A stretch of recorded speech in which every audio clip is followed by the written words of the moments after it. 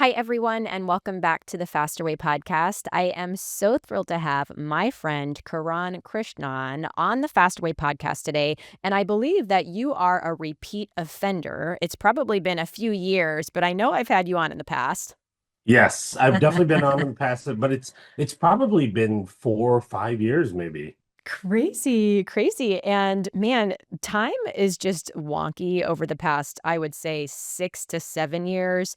We had been at several events together in 20, maybe 18, 19 timeframe. Then the pandemic hit. All of that is just jumbled. It's a jumbled mess. You've had multiple different exciting milestones since 2019 with the sale of a company. You've launched for other companies. You have created quite a personal brand for yourself. So I'm just thrilled to catch up. And we're going to dive into some really awesome topics, including the impact of GLP-1 on gut health. But for our listeners who haven't been listening for the past 4 or 5 years, share just a little bit about your background. When and why did you become so interested in gut health and wellness in general? Yeah, it's definitely been an amazing evolution over the last several years with personally, business wise, and all that. And of course, getting to see all your evolutions have been really exciting as well, and keeping in touch that way. I started off as a research microbiologist. That was my formal training, and I was university focused in my research work. And then I saw this big issue, and it still exists. It's called a translational gap. And what that means is that there's a lot of very high end and high and detailed research going on at universities, and there's millions and millions of dollars that go into it through grants and all of that. But very little of it ever translates into something that impacts humans, right? Because there's a big gap in between what companies that produce products and services and all that impact humans directly, and researchers who research as professional researchers, right? Their entire job in the university is to get more grants and do more research, right? That's how they perpetuate, quote unquote, their business. They are amazing researchers, nothing negative about that at all. But they're doing research for the sake of more research. And you learn a lot of things if you know how to look into that amazing void that is, beaming with information. And then if you can extract some of that information into technologies that we can bring to market, we could start to bridge that gap a little bit. I found that to be my best space, because I understand science at the research level, at what they're doing at the universities, and then I also have a good sense of business and products and markets and languaging and all of that stuff. So I saw my role as really kind of bridging that translational gap. So one of the first areas that became very obvious to me was in the microbiome space, because not only at that time when I started one of our first companies was the microbiome quite new, it's also new and very nuanced, right? It's really hard for a lot of people to wrap their head around it, that you've got trillions of these microbes living in your system. You're like a walking, talking rainforest. They do all of these things. They impact this, that, and the other. And so it became a very complicated and nuanced issue where it required somebody who understood it really well to be able to explain it well so that people could take action that impacts their overall outcomes. So I found myself in that space, and I loved it because it's cutting edge. It's forward looking, and it can be quite impactful. And that's really where I found my best professional fit. Yeah. And I remember you had a probiotic company. In fact, I partnered with that probiotic company at one time. And again, this is probably 2017, 18, even timeframe. You have since sold that particular company. But I had you on a couple of Facebook Lives. I had you on the podcast, and we spoke about the gut brain connection. And I think we hear about this concept quite a bit. But can you explain that to my listeners? What is the gut brain connection? Yeah, and for the listeners to really appreciate this, I think it's important to wrap their head around, no pun intended, the idea that the gut and the brain are actually two parts of the same system. From an embryonic stage, they actually evolve from the same tissue that differentiates into the central and other neurological systems. And then there's a bidirectional highway that connects the gut and the brain. So the gut is covered with a very dense neurological system called the enteric nervous system. That enteric nervous system covers the whole GI tract from the mouth all the way down to the anus. And then that enteric nervous system is connected to the brain and central nervous system through the vagus nerve. And the vagus nerve is a bidirectional highway, meaning signals go up and down in two ways. Now, what's really interesting about it, though, is about 80% of the signals go from the gut to the brain, and only 20% go from the brain to the gut, right? So that says a couple of things. Number one, the gut has a very big influence on how the brain interprets what's going on, right? And how the brain responds to things. Of course, the brain is involved in controlling bodily systems, but obviously the brain is looking for a lot of information from the gut in order to execute those bodily systems, right? And we'll talk about some of that in digestion and metabolic health and so on. So that's one very important part of it. The second part of it is that if the gut is sending a lot of signals to the brain and thereby controlling a lot of things, who's in the gut? Well, the gut has trillions of microorganisms that have full access to that enteric nervous system and the vagus nerve that's going up to the brain. So the microbes in your gut have a massive amount of control on the signals that your brain is receiving, and thereby how your brain responds to the world around you, right? So you think about anything that the brain affects, right? So things like hunger, satiety, mood, sleep, repair mechanisms, the immune system, your movement and function, right? Muscle contraction, all of the biochemistry in your system, all of that stuff becomes easily influenced by the microbiome, by the gut. Okay. So many different nuggets in there, and we could literally talk for days, Karan, I'm sure. My program is called The Faster Way to Fat Loss, as you know, and there is quite a link between the gut and the ability to lose fat or burn fat. And most people probably don't realize that. And so, can you share just a little bit about how, a negative gut health situation would impact your ability to lose weight? Yeah. So, there is a pattern of what the microbiome tends to look like in people that struggle with weight. And these are people that are going to hold on to body fat, what the way we would consider it much tighter.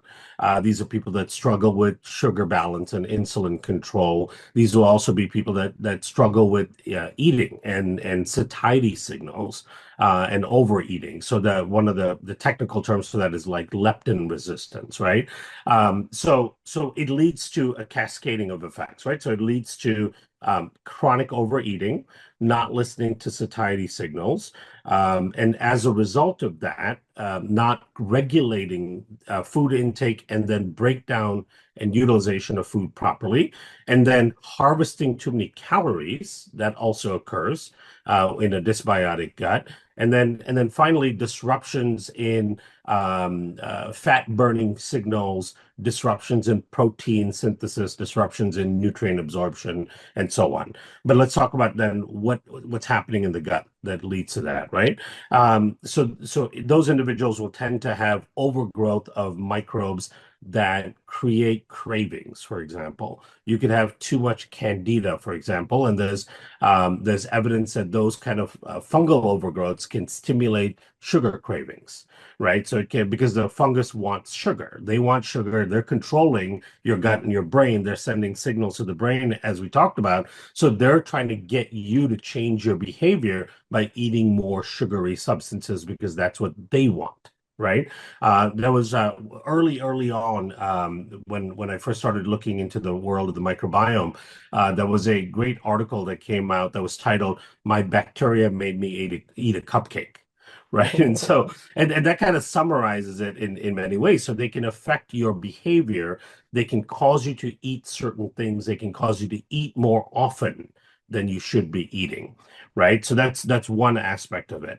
The second aspect of it is that you fail to digest food properly, right? So if you're eating a lot of calories coming in, but you're not breaking down the macronutrients into the micronutrients and then absorbing them adequately, your body might think you're continuously starving or starved of nutrition, right? And this is part of the problem with eating fast food and junk food and heavily processed foods, is that they're high in calories but very low in nutrition. And so you're still missing your vitamins, your calcium, your magnesium, your minerals, your polyphenols, and all of these important nutrients that are supposed to come through the food. So your body is signaling that you're starving, you got to eat more, and yet you're getting way too many calories into the system, right? So dysbiotic gut can hinder digestion. And as a result of that, even though you're eating enough, you're not breaking down and assimilating the nutrients properly. So you're effectively nutrient starved, right? Mm. Then another part of it is the expression of things like GLP-1 agonist receptors, right? And that's a very tight hormone control system to deal with satiety, with postprandial or after meal glucose response, with fat burning, with signaling to the brain on shutting down hunger hormone and increasing satiety hormones like leptin and so on. That's a very intricate network of functionality that can be really affected by the gut and the microbiome within the gut, right? And then another aspect of that is the production of things like conjugated linoleic acids and other compounds that increase fat burn in individuals, where people that tend to be very lean and tend to not struggle with weight, they have microbes that produce a lot of these really important fatty acids that can signal satiety better, can upregulate metabolism, cause you to burn more fat. And then finally, the last thing is people with a certain type of gut microbiome, a dysbiotic, dysfunctional gut microbiome, can actually harvest more calories from a given meal than another person with a healthier microbiome, right? And that's really fascinating to think about. So you take two people, and one person always struggled and always has struggled with weight. They have a dysfunctional microbiome. This person on the right hand side has always been lean and never really struggled with weight. You feed them the same exact meal every single day for days on end, and the person that struggles with weight can extract upwards of 150 to 200 more calories per meal, right? And so you times that by 2 or 3 meals a day. That's another 500 to 600 additional calories from eating the same exact thing, right? And if their basal metabolic rates are the same, meaning they're burning the same amount of calories, functioning throughout the day, this individual is going to end up with a net of somewhere around 3,500 calories a week, right? And that could be almost a pound of fat that they're gaining versus the other individual that's not harvesting as many calories, right? So there's a lot of controls within the gut that end up becoming an issue for people metabolically, and they saw this in studies around discordant twins. So these are identical twins, right? So they have the exact same genetics growing up in the same household, but for one reason or the other, one twin's microbiome got dismantled or dysfunctional, and that twin always struggled with weight. And then the identical sibling never struggled with weight, right? And then when they took microbiomes from these twins and put them into genetically identical mice and fed the mice the same exact diet over the same exact period of time, the mice that had the obese twins microbiome always gained weight. The mice that had the lean twins microbiome never gained weight, right? And there are many versions of that kind of study, and they've even done them in humans and all that. Okay, you read my mind because I was going to specifically ask about siblings. I have two older sisters. They are morbidly obese, have always struggled. Now I have to fight to stay lean and strong and have worked extremely hard. It's, obviously my career. But you mentioned, there's a pattern in lean individuals regarding their microbiome. How do we become that? Like, how do we shift from, okay, we've got the microbiome of the obese twin. How do we then say, let's take matters into our own hands and we want to shift our microbiome? What are maybe three of your tips? And then we're going to dive into GLP-1s. Yeah. So three tips would be what you eat. So fiber intake becomes really important. So fiber will specifically help the growth of the microbes that control metabolism much better than microbes that consume, say, simple carbohydrates or sugars. Right. So you want to increase fiber intake. You also want to utilize like a probiotic, for example. We had developed these spore-based probiotics that reduce the growth of pathogenic organisms, and pathogenic organisms tend to screw up metabolic processes and increase the growth of bifidobacterium, lactobacilli, akkermansia, fecalum bacteria. These microbes, it's in their best interest to help control your metabolism. And the last thing is fasting. Fasting does help with increasing the diversity of the gut microbiome, and it increases the diversity, especially in the categories of microbes that really play an important role in improving our metabolic health, right? So if you just add those three things into your program, what you're doing each day, if you do them quite diligently, you'll shift your microbiome. In fact, I'd written this white paper a long time ago.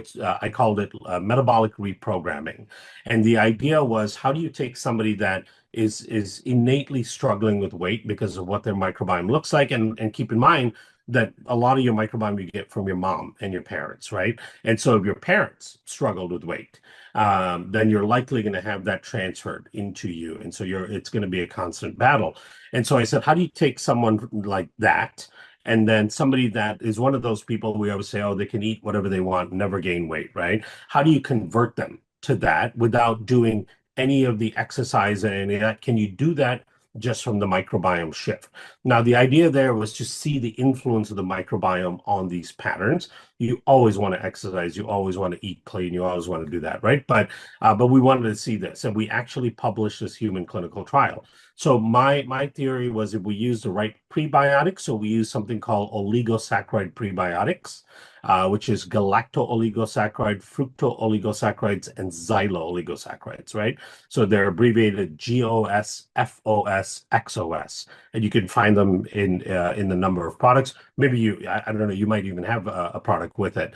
But so we took the prebiotics and we took the spore-based probiotics, so Bacillus subtilis, Bacillus coagulans, and we said these two things combined shift the microbiome enough without changing anything else, that I bet the shift that it creates will start to create metabolic improvements in these individuals. So we took overweight individuals, right, who had a BMI right around 30, 31. We did DEXA scanning, so we did full body composition measurements. We looked at all of their, glucose and fasting glucose and A1C and all of these things.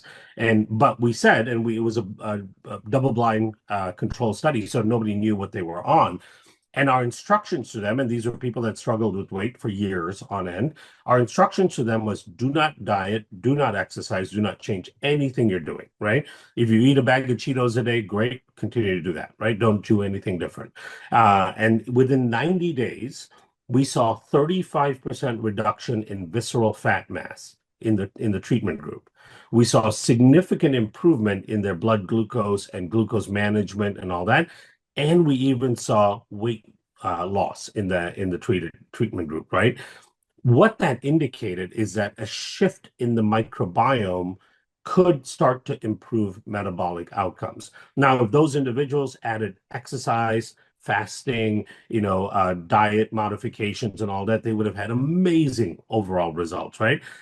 So I think it's really important that people pay attention to their microbiome as well. Wow, I love that, and that clinical trial is outstanding. Okay, I want to talk about something a little bit controversial, actually highly controversial in the weight loss space, in the fat loss space. And it's funny because, GLP-1, semaglutide, Ozempic, Mounjaro has been very popular in gaining popularity over the past couple of years. And sometimes, you know, clients will come in, or haters on social media, and they'll say, Amanda, you don't like this because you can't prescribe it, or you don't like this because da da da. I'm like, no, I work with thousands and thousands and thousands of clients, and I hear anecdotes regarding side effects. And that is why I have particular opinions. But I also think that there might be some instances in which GLP-1s can be helpful. So let's just dive in. I want to hear from you because you're the expert. What is your opinion on Ozempic? What is your opinion on these drugs? Yeah, as you mentioned, I think there's definitely a place for them, right? And what is that place? And I think that place is a very specific situation where they can be a help beyond their risk, right? And I think with anything when it comes to prescription products and drugs, you always have to weigh the risk benefit ratio. Now, when you look at somebody who's more morbidly obese and has been for some time, and all of their metabolic markers are through the roof, right? They're really high blood pressure, their A1C, they're diabetic, let's say, or they're getting to be diabetic. They have a lot of visceral fat. They're very inflammatory. And let's say that they've also tried many things, including, unsuccessful weight loss surgery, things like Mm. that, right? For those individuals, their metabolic health right now is a massive risk to their outcomes, and as a massive comorbidity, which means it's an underlying risk that can create lots of other disease conditions, right? So that metabolic risk can create heart disease, it can create Alzheimer's, it can create all kinds of other complications. That individual can benefit from GLP-1 agonists, right? From the semaglutides and all that, because they've clearly tried and failed, and are in a situation where I think that's a bit of an emergency. They need to drop some weight. Now, also, even in that case, the GLP-1 agonists are not going to be that person's long-term solution, right? I think in that case where you've got 300 pounds to lose, the GLP-1 agonists are going to be a kickstart to that process, right? And it's gonna help you start to lose weight. It's gonna help you start to bring down body mass. And then that individual has to start utilizing that reduction in body mass to increase movement, right? To start getting really sensible about diet, to start adjusting what they eat, to start walking each day, start to try to build muscle. That's the part that's really going to give them long-term success, because the GLP-1 agonists, even in that case, is not necessarily going to be protective of their overall health risk. Right. So that's a very specific case, right? And I would, encourage anyone that's been struggling with that and is morbidly obese to talk to their doctors about the option there. But if you want to lose 30 pounds, 40 pounds, even 20 pounds, certainly, and you've been lean at some point in your life, right? And life caught up to you. Kids, work, you've put the gym off, your diet has gone off track, things like that, and you fluctuate 25, 30 pounds here and there, like most adults do, right? Which is completely understandable. GLP-1 agonists are not for you, right? And the reason for it is we go back to the risk benefit ratio, right? And if you look at the risks of those compounds, they do not outweigh the risks do outweigh the benefits in this case, right? And we can unpack what those risks are. But ultimately, what it means is that you may drop weight, right? The number on the scale is going to start to look better to you. You may start to fit in your clothes better, but it's not a good long-term solution. It will come back in most cases to bite you, and you will likely rebound. Mm. And you'll likely rebound in the worst way, right? And as a result of the utilization of it, you may also be faced with some long-term dysfunctions, right? That become really hard to undo. And so it's just not worth to me, because we know a lot of other effective ways to lose weight that can be a permanent solution, right? And not only permanently feeling good, looking good, the number on the scale, which, I don't think people should focus on, but let's say people do, which they do, that number makes you feel better, your clothes fit better, you look better, you're more confident, but you're also healthier, right? And there's very little about losing 25, 30 pounds on GLP-1 agonists that makes you healthier, right? And Mm. that's the part that people are disconnected on. It's that you're not actually getting healthier. In fact, in some ways, you may be getting unhealthier, right? And we can unpack that for people. Yeah. Yeah. I think what I want to hear most from you is, if I do have a client coming in who says, Amanda, my doctor prescribed Ozempic or Manjaro or whatever the case may be for me to microdose because that's kind of the new trendy term. I'm going to microdose to lose these 25 pounds. How is that impacting the gut? Like specifically, how is that impacting the gut? And then I'm going to kind of commentate on what I've seen when a client comes in and says that.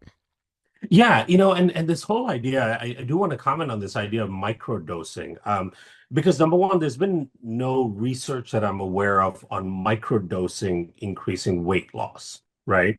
And so when people in their mind they go, well, I'm not doing the regular dose of whatever 2.5 grams or something that people are taking for the week. I'm microdosing it so they feel less guilty about utilizing it. And if they're doing that for weight loss, there's no real research around it for weight loss. What some functional medicine doctors are talking about are reducing inflammation and other things throughout the body by activating GLP-1 agonists throughout the body. That's a very different, mechanism than the weight loss. So if they are coming in and saying, "Hey, I want to microdose this in order to lose weight," well, you're probably not going to lose any weight on the microdosing, right? So there may be other effects, but you're not going to lose any weight. If you want to lose weight on GLP-1s, you have to follow what the clinical trials have shown, and that's a macrodose.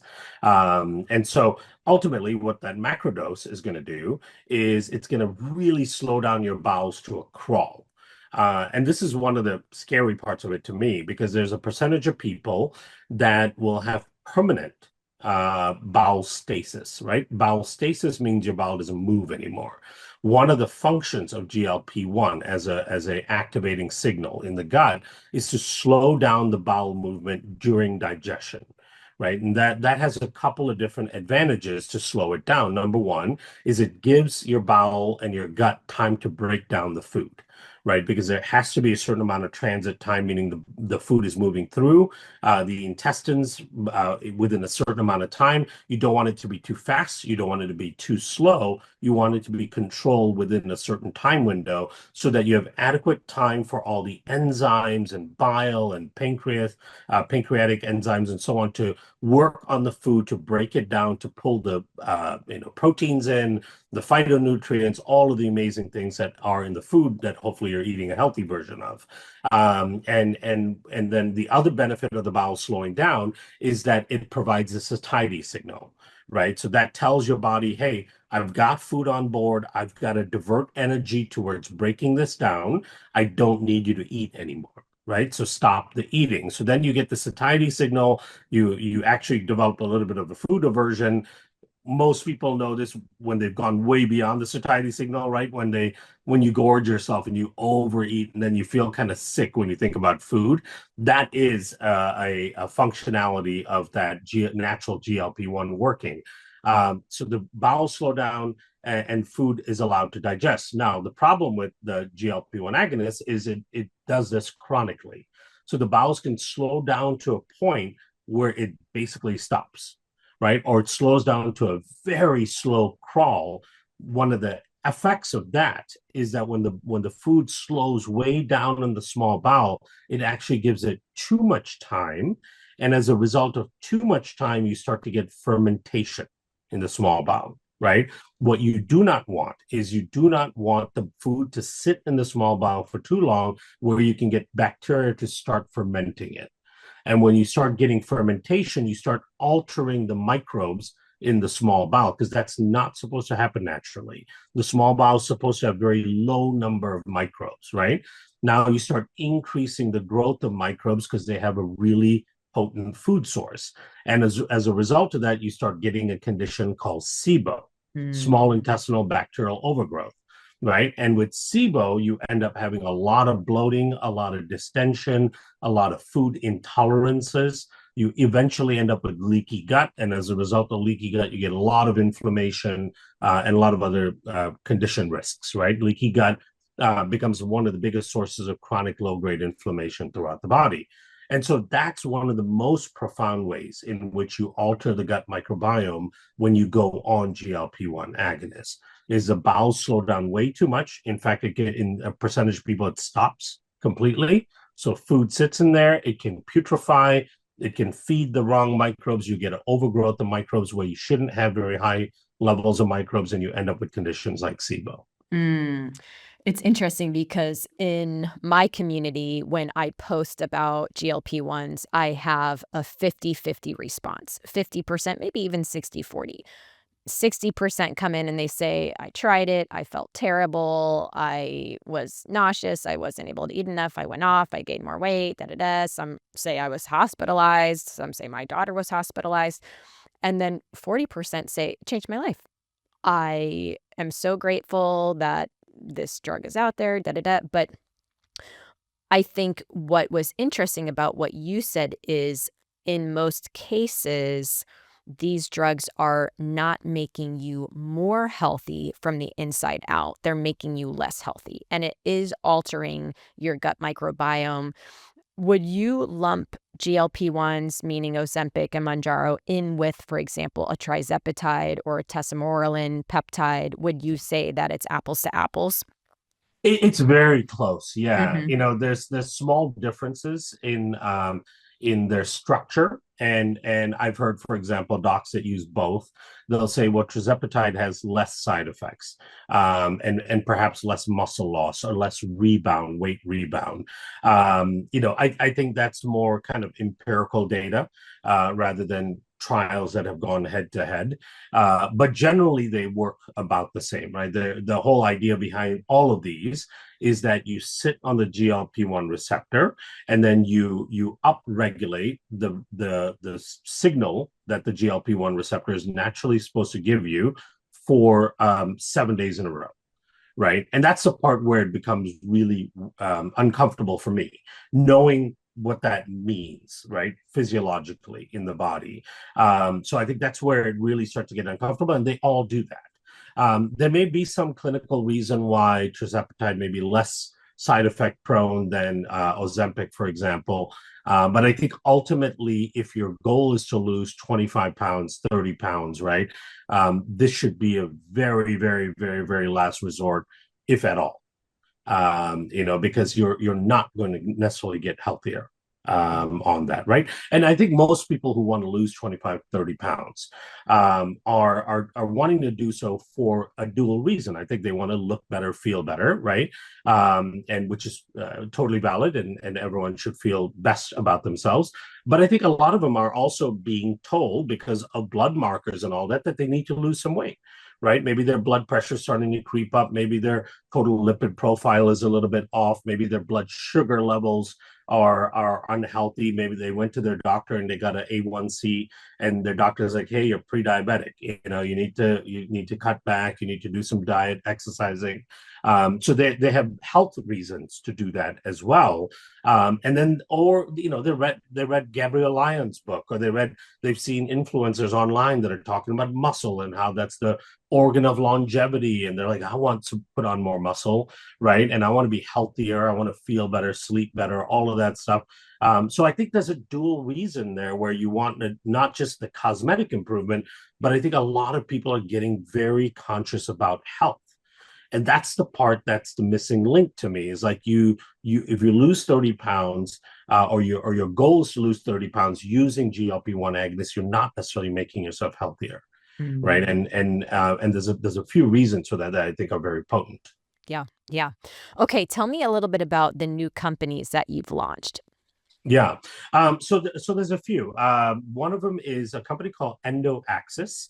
What we were looking at is helping and supporting people with hormone imbalances. Mhm. Hormone imbalances is becoming the biggest health issue there is right now, right? As we see the population of women moving into perimenopause and menopause increasing quite a bit. The environment that we're in is really regulatorily dysfunctional for our hormones. We're surrounded by all these plastics and microplastics and things like that, that impact people's hormones on a regular basis. people's guts are decimated, and your gut is very important for hormone regulation. And the biggest problem with all of this is that women don't have, especially women, don't have a good medical support system for dealing with their hormone imbalances, right? We did a social listening study over 1 year. We've also interviewed and talked to lots and lots of women. And the biggest frustration for them is their OBs, who are the primary people that are dealing with your hormone imbalances, are not listening to them, right? The symptoms they're feeling, the things that are very real to them, the mood issues, the weight issues, the metabolic issues, the changes in their outlook in life, and all of that stuff that's occurring as a result of their hormones fluctuating in a very significant way, are being kind of brushed off as symptoms, right? Like, oh, you're just getting older. That's what happens, or it's in your head. You just ignore it. And so it becomes a real big problem. So we developed this clinical algorithm using some hormone specialists, where it allows them to utilize the algorithm to read urinary hormone metabolites and blood metabolites to get a much deeper understanding of what's going on with this individual with their hormone imbalances. So we coded it from scratch. It's like 400,000 lines of code. And then now we can utilize that to get targeted solutions in order to improve their hormonal outcomes. So that's one company. The second one is a skin microbiome company called Siv, S-I-V. And that company is really interesting because I start to become obsessed about the skin barrier as a barrier, like the gut barrier, right? And the changes on the skin that occur as you change your skin microbiome. And we're all doing things to affect our skin microbiome in a very negative way each day. All of the personal care products and all that do harm the skin microbiome. So we developed a serum, a skin microbiome balancing serum that repairs some of that barrier function of the skin and repairs the skin microbiome. The third one is a herbal medicine company. We wanted to improve science behind herbal medicines like joint care products, ashwagandha, all of these things where we've done new research, we're discovering new compounds in these well-known herbs, and we're doing big, large-scale clinical trials on them. One of our joint health products and cartilage products, we just finished a 1,200 subject trial and published it. And then finally, we built a distribution company in Europe to service healthcare practitioners in Europe. There's a company in the US called Fullscript, which is, you're probably very familiar with them.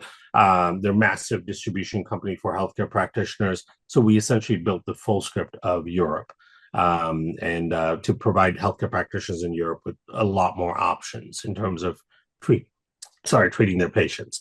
So those are the four exciting new ventures that we're. Oh my gosh, I love it. Where can we find and follow you online? Yeah. So if people look on Instagram, I try to engage with people as much as I can. So the handle is Kiran Biome, KiranBiome. On Facebook as well, same kind of account. I think they're linked somehow. And I put out as much information as I can on there on understanding your gut, what you could do about it, all of that, how the world impacts your gut, because I want people to be empowered with that information, right? Because gut health is really based on lots of little choices you make each day, what you eat, what you surround yourself with, what you put on your body, how you view life really in many ways.